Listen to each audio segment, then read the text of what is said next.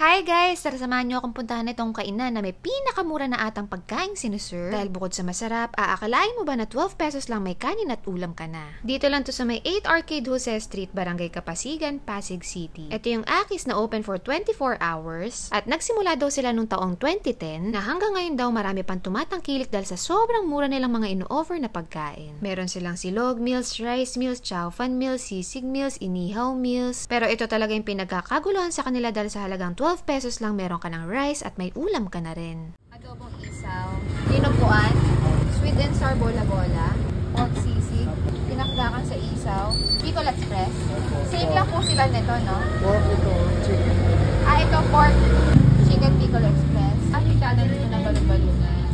Curry, giniling, pinakdakang baboy, Lechon kawali. chicken sisig patir, Opo. Special patir. Botis. Salpikaw. Adobong bato. Opo. adobong bato-bato ng manok. Sisig style to. Opo.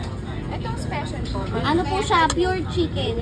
Pure chicken din siya kaso sisig style po. Ito po yung regular, no? Yes po. Yan. Si 12 pesos po. Magkano po lahat? Bayaran ko na. Iced tea po. Blue lemonade. Orange. Red tea. Kaya naman ano pang inaantay natin guys, huwag na natin patagalan, i-try na natin. Ito yung regular patir nila na 12 pesos lang may kasama ng rice. Special patir nila, 15 pesos lang may kasama ng rice. So ito namang crispy isaw nila, 20 pesos. Ito namang bato-bato nila na chicken, na ngayon ko lang matatry, 15 pesos. Itong pork dinakdakan na maraming taba at balat. So 25 pesos to may kasama ng rice. Siyempre, try muna natin yung pinakasikat sa kanila na patir na 12 pesos lang. Adobo style na medyo light daw. Oo nga, parang adobo na medyo light lang. Siyempre, next natin tong special patir nila. I think ito medyo spicy kasi makikita mo may mga sili sa side eh. Yung isa medyo light, yung regular. Ito, medyo may asin ng konti. Siguro may suka to. Tapos may anghang.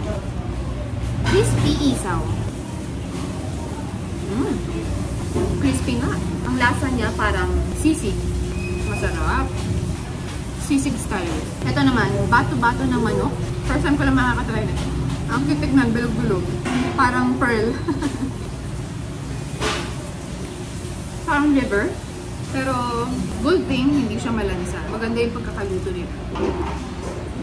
Dinakdakan nila.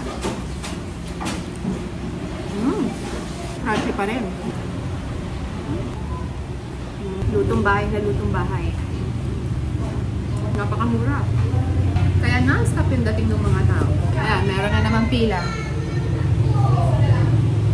Ito naman Bicol Express, try natin. Milky. Lasang-lasa mo yung gata. Kung mahilig ka sa taba, ayan, ito. May taba. May balat.